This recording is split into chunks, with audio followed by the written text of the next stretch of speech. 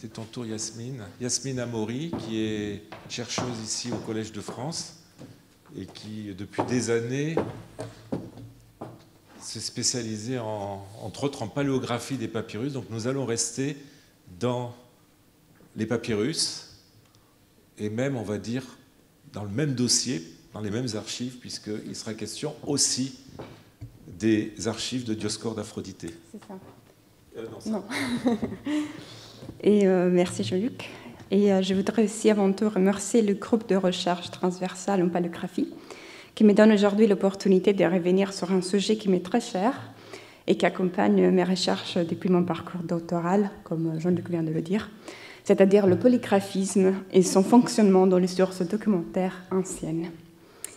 Cette journée de recherche s'inscrit par ailleurs dans un élan qui promet et fait entrevoir des nouvelles directions pour les études en paléographie. Au moins dans le domaine de la papyrologie documentaire, jusque tout récemment, il n'était en effet pas audacieux ni imprudent d'affirmer que depuis la découverte des premiers papyrus, la paléographie était restreinte à un rôle secondaire et ne constituant qu'un appui au texte et à son contexte. Souvent limitée à quelques lignes de description dans les éditions, elle était toujours en partie, principalement utilisée par les papyrologues comme moyen de datation. Cependant, on a récemment suggéré de nouvelles pistes de recherche qui invitent à repenser l'apport de la paléographie au papyrus documentaire, notamment par l'apparition pressante des humanités numériques. On vient de le voir avec la présentation et les projets d'Isabelle Marto-Santaniello, mais aussi par d'autres notions comme celle de la paléographie signifiante. Cette notion a été théorisée par Jean-Luc Fournet lors du Congrès international des papyrologies d'Helsinki en 2004 et invite à réfléchir aux aspects matériels et visuels d'un document comme élément porteur de sens. Cet élan, vous l'avez peut-être remarqué, a eu besoin d'un peu de temps pour s'affirmer. La sous-mentionnée notion vient de célébrer 20 ans. Dans ces dernières années, on compte pourtant un nombre croissant de contributions et de projets allant dans cette direction. Ainsi, je voudrais aujourd'hui aborder un aspect qui est encore en partie négligé, c'est-à-dire la corrélation entre style graphique et nature du document, ou, pour le formuler autrement, sous quelle modalité et pour quelles raisons le scribe pouvait adapter son écriture à son message et à son destinataire. Dans cette communication, je voudrais souligner comment l'aspect visuel du document concourt aussi à la transmission du message en introduisant un concept cher aux Visual Culture Studies, celui de intervisualité, défini comme « the practice of thinking and analyzing across and between media rather than focusing upon the unique properties of each medium ». Je vous propose alors de bousculer le procédé classique selon lequel l'analyse des mains nous aide à révéler l'identité du scribe, selon le cliché classique « montre-moi ta main et je te dirai qui tu es », et démontrer comment elle peut également contribuer à déterminer la finalité du message. Pour ainsi dire, montre-moi ta main et je te dirai pourquoi tu écris. Certes, cette proposition a au moins un inconvénient, puisqu'elle nécessite de connaître un scribe à travers plusieurs pièces autographes et, si possible, des textes de nature différente, ce qui constitue un cas assez rare. Nous avons en papyrologie connaissance de quelques exemples précieux, comme Franguet, un ascète thébain copiste de manuscrits qui vécut au début du VIIe siècle.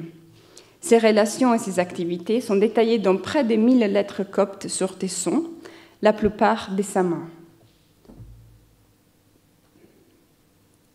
Mais l'exemple le plus significatif est probablement porté par Dioscorde d'Aphrodite. Ayant été découverte au début du XXe siècle dans le village de Komichkau, le nom moderne d'Aphrodite, ces archives byzantines sont constituées de centaines de pièces documentaires et littéraires et nous y trouvons toutes sortes de documents. Dioscorde lui-même a rédigé une grande partie de ces documents qui se rapportent à ses différents rôles et occupations. Au cours de sa vie, Dioscorde a été homme de lettres, poète maladroit, grammaticos, notaire, propriétaire terrien, chef du village et administrateur du monastère d'Apapollos, son père. Cet éventail de fonctions est naturellement représenté par ses papiers autographes. Les archives nous ont livré ses poèmes et ses outils de grammaire, ainsi que les contrats, les reçus, les comptes, les pétitions, les lettres et les arbitrages privés qu'il a rédigés. Sa main, assez caractéristique, est aussi facilement identifiable. Dans son étude détaillée parue en 2008, Les Scritture di Dioscoro, Lucio Del Corso retraçait les traits les plus caractéristiques et les plus représentatifs. Il s'agit d'une écriture essentiellement minuscule, aux tracés fins et arrondis, et aux astes obliques et verticales très allongés, avec une certaine tendance à redoubler les traits de certaines lettres et à enjoliver d'autres par des œillets, en particulier le oméga. Vous voyez aussi un exemple de son écriture. Mais il faudrait plutôt parler de mains au pluriel.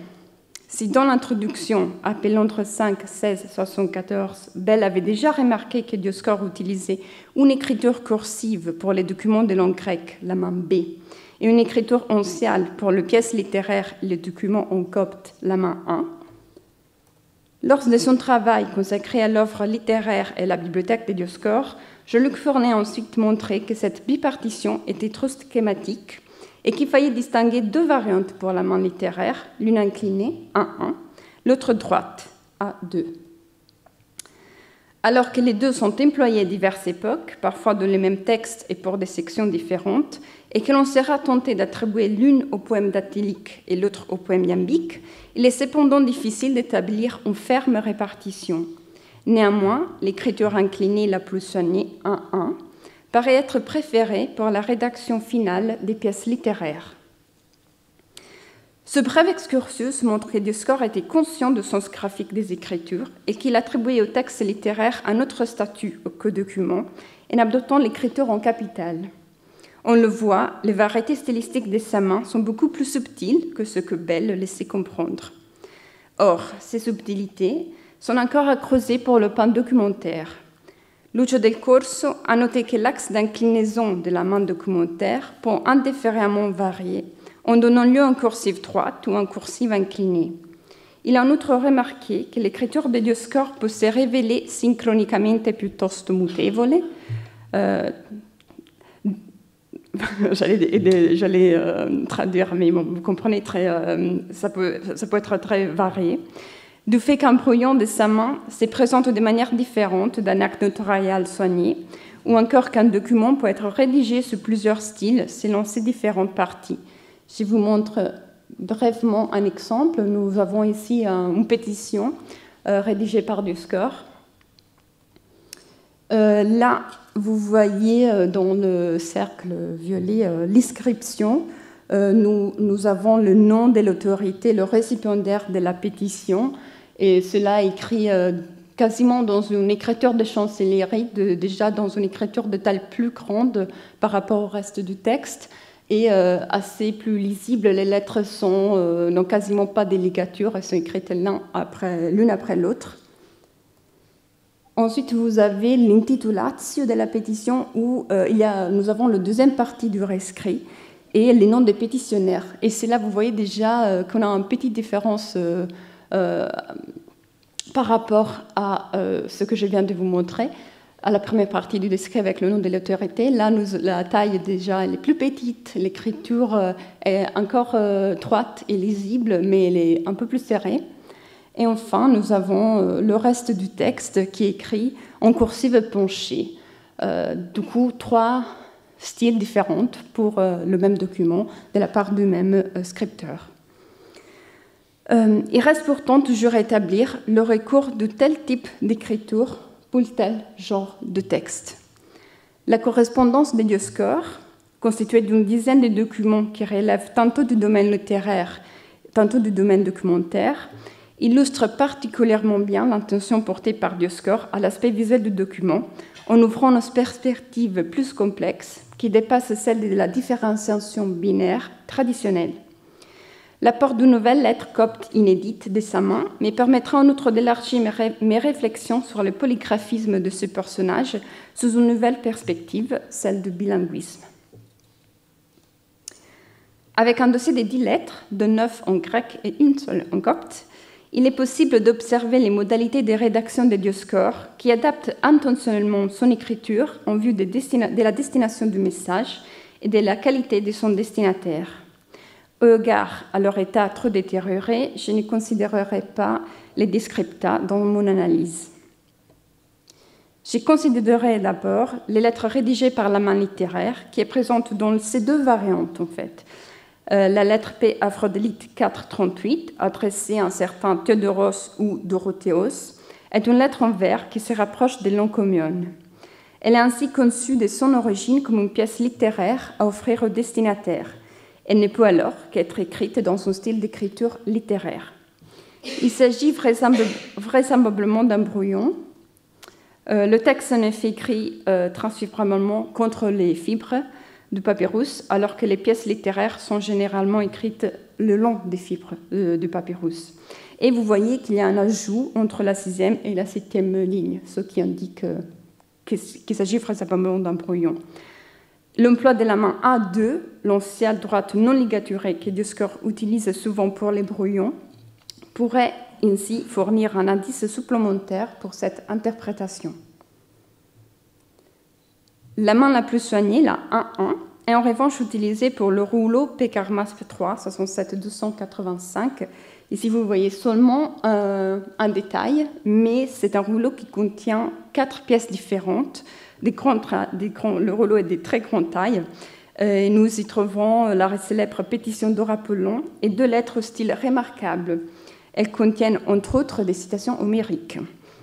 Bien que les lettres soient 2 véritables documents à l'origine, l'une d'un notarios à un collègue et l'autre d'un certain Johannes à un évêque, elles ont été rédigées par Dioscore de son écriture la plus littéraire. Le choix stylistique de l'écriture dépend ici de la nature du texte. Dioscore compose pour son propre usage une petite anthologie des 2 types documentaires susceptibles d'être les plus employés par un simple particulier, la lettre et la pétition, et élève au statut du modèle des pièces qui n'étaient à l'origine que de simples documents. La destination des 2 lettres contenues dans le rouleau est visuellement dévoilée par la graphie, et leur nouveau statut est marqué par le style d'écriture littéraire adopté par la copie de ces textes. Passons maintenant aux lettres documentaires. Selon la nomenclature de Bell, on s'attendrait à ce que toutes les lettres soient écrites avec la main B. Pécarmaspe 1-67-069 à l'écran, une lettre à un autre fonctionnaire, en offre un bon exemple. La main documentaire standard, entre guillemets, des Dioscores, est une cursive très soignée à l'axe incliné. Malgré les développements des astes verticales et l'agrandissement de certaines lettres, on perçoit les efforts déployés par Dioscore pour atteindre un équilibre entre le texte et le support. La distance entre les lignes a des faits été calibrée tout au long du document, et les traits des lettres, même quand ils sont très prolongés, envahissent rarement la ligne supérieure ou inférieure, et les cas échéants n'affectent pas la lisibilité du texte. Pourtant, tout comme l'écriture littéraire, l'écriture documentaire connaît également des variantes. L'harmonie de la lettre précédente est complètement bouleversée dans la lettre inédite de Berlin, Péberol Inventaire 25-721, où l'écriture est beaucoup plus cursive et la taille des lettres varie considérablement d'une ligne à l'autre. Les traits ascendants et descendants, très prononcés pour certaines lettres, envahissent les lignes les plus proches, en arrivant même à troubler parfois le tracé jusqu'à 2 lignes plus bas ou plus haut. Vous voyez ici l'astre oblique du lambda, la 3e ligne, astre que 2 lignes plus bas, Dioscore est ensuite obligé d'éviter pour poursuivre son message. Le verso du papyrus porte les traces de 7 lignes écrites tête bêche par Dioscore, qui donnent l'impression d'avoir été effacées pour pouvoir réutiliser le document. L'endossement n'apparaît pas au verso, ce qui confirme que la lettre n'était pas destinée à l'envoi et suggère pourquoi elle a été rédigée dans une écriture difficilement lisible pour quelqu'un d'autre que son rédacteur. Elle servait de brouillon à usage personnel de Dioscore, qui ne s'est donc pas soucié de rendre compréhensible son écriture à d'autres personnes. Or, dans son ouvrage « Pour une terminologie en paléographie grecque » publié en 1954, Bataille avait déterminé 4 modes qui pouvaient être adoptés par le scripteur. En allant du plus soigné au plus négligé, il comprenait le mode impersonnel à la lisibilité excellente, le mode déférent où la grande lisibilité est due au respect pour le lecteur, en position supérieure par rapport au scribe, le mode familier, où le scripteur est l'égal ou le supérieur du destinataire, et la main peut être quelque peu négligée, puisque le lecteur connaît l'écriture du scribe, ou que le scribe néglige son écriture en raison d'un sentiment de supériorité. Et le mode privé, où le scripteur et le lecteur ne sont qu'un, par exemple lors de la rédaction d'un brouillon ou d'une note personnelle. Les lettres que nous analysons se conforment bien à ces modes. Les lettres littéraires, qui servent comme modèle et instrument de travail, sont rédigées dans une écriture claire, uniforme et relèvent du mode impersonnel. La lettre berlinoise, où Dioscor est en même temps le scripteur et le seul lecteur, ne nécessite pas d'être lisible par une tierce personne et relève du mode privé. Enfin, les lettres supérieures visent à être le plus possible lisibles pour des questions d'ordre pratique. On va assurer la transmission du message et comme signe de respect pour le destinataire.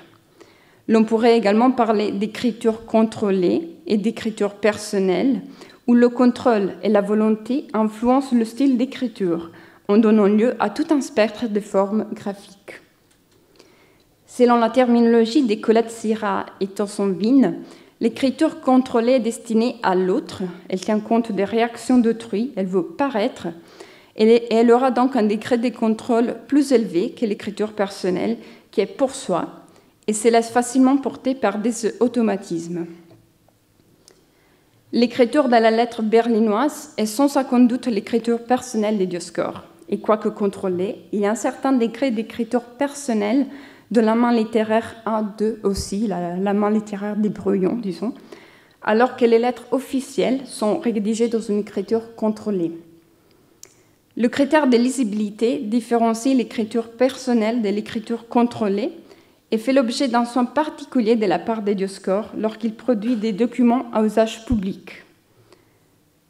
Lucio Del Corso avait, toujours dans la même étude, remarqué que certains de ces textes documentaires sont écrits dans une sloping majuscule, une majuscule bilinéaire enrichie de formes cursives qui se rapproche de la main littéraire A1, plutôt que dans une écriture cursive standard, et ce, afin de favoriser leur lisibilité. La lettre Sammelbourg 20 14 241 fournit un exemple supplémentaire de cette pratique qui avait déjà été analysée. L'écriture est légèrement penchée et malgré quelques ligatures, les lettres sont en général assez nettes et espacées. Il est difficile de déterminer l'identité du destinataire. Il s'agit peut-être d'une personne au service du pagarque Ménas, mais les tournures de politesse utilisées dans la lettre et le sujet délicat qui est exposé, un certain Colutos aurait demandé de manière illicite les loyers des terrains de Dioscor, laisse sous-entendre la position de subordination de Dioscor par rapport à son destinataire, auquel on demande d'obtenir justice. Bien que son axe ne soit pas incliné, l'écriture de la lettre ici à l'écran pourrait initialement paraître assez similaire à celle que je viens de vous montrer. En revanche, celle-ci présente des traits plus cursifs et par conséquent une écriture plus serrée qui s'apparente à certaines pétitions de Dioscor. Or, la lettre Sammelbourg 20 14 626 est écrite perfibralement, de manière très inusuelle pour une lettre d'époque byzantine qui écrit transversa carta, contre les fibres. Le document garde le format classique de la lettre ainsi que des éléments typiques comme l'endossement, mais elle se rapproche de la structure de la pétition. Après une description préambulaire des événements subis par le monastère d'Apollos et par Dioscor, le notaire avance sa requête en suivant un formulaire proche de celui des pétitions. Vous voyez aux lignes 11-12, c'est donc pourquoi je demande d'ordonner, c'est un formulaire qu'on retrouve dans les pétitions, et que les messages sur de longues formules finales, des remerciements, au ton religieux marqué, comme on en trouve dans des pétitions byzantines adressées au duc ou au présidès. En outre, la tournure finale, et chose importante entre toutes, mes salutations à vous et mon respect, Seigneur, rappelle la fin des P-Fleur 3 286, une supplique épistolaire de la main de Dioscor, où on lit que cette modeste lettre soit placée sous le signe du respect que je vous dois et de mes salutations telles qu'aucun rouleau de papyrus ne saurait les contenir, Seigneur. Ainsi, en raison de son orientation fibrale, de son formulaire et de son style d'écriture, je propose d'identifier ce document non plus comme une lettre, mais comme une supplique épistolaire. Dioscore aurait donc intentionnellement choisi, en raison de la finalité du message, un style d'écriture plus proche de celui qu'il utilise pour les pétitions. Je me tourne maintenant à la composante copte de la correspondance, qui, bien qu'elle ne soit représentée qu'à par un seul exemple, n'est pas moins intéressante. Il est bien connu que, pour le copte, Dioscore utilise l'écriture onciale, qui est généralement réservée aux pièces littéraires, du fait que, pour citer Jean-Luc Fournet, l'écriture copte ne connaissait pas encore, au VIe siècle, de tracé cursif et devait se conformer à l'écriture onciale non ligaturée, qui se trouve être l'apanage des textes littéraires grecs.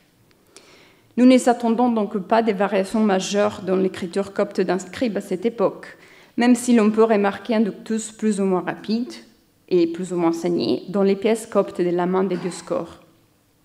Or, la lettre inédite preuve 85-76 de la collection du Museo Egizio de Turin, dont l'édition est en préparation par Florian Roche et Maxime Théron, qui je remercie d'ailleurs pour avoir partagé avec moi leur travail, démentit en partie ses convictions.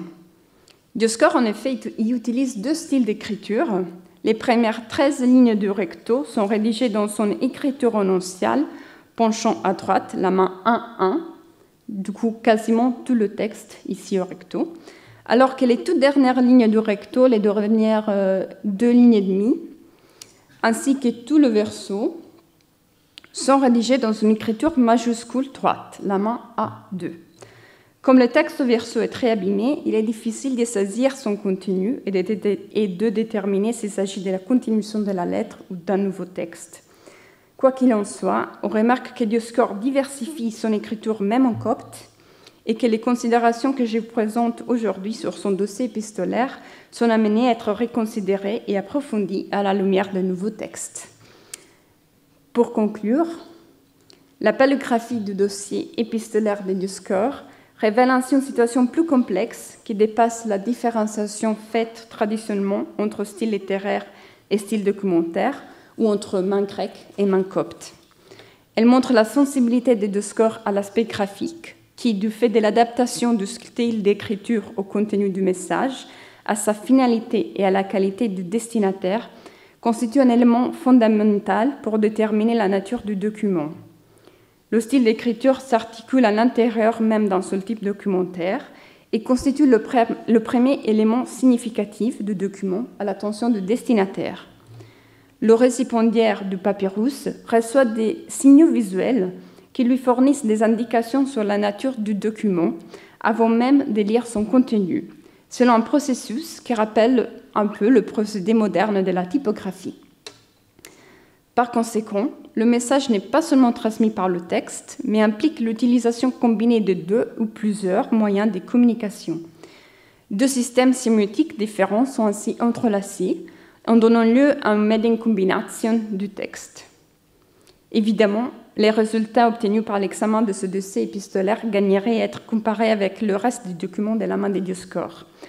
Cette étude, ici limitée aux lettres, fait ressortir l'éducation graphique du scribe, souvent écartée au profit de son éducation textuelle, ainsi que l'importance de l'identité visuelle du document, dont l'analyse doit être menée en synergie avec l'analyse textuelle et l'analyse matérielle. Vous avez vu, j'ai souvent parlé de ces fibres de papyrus qui sont cependant très importantes pour déterminer aussi la nature du document. Enfin, elle invite à prendre en considération l'aspect visuel du papyrus comme élément supplémentaire pour déterminer la nature d'un document. Je vous remercie.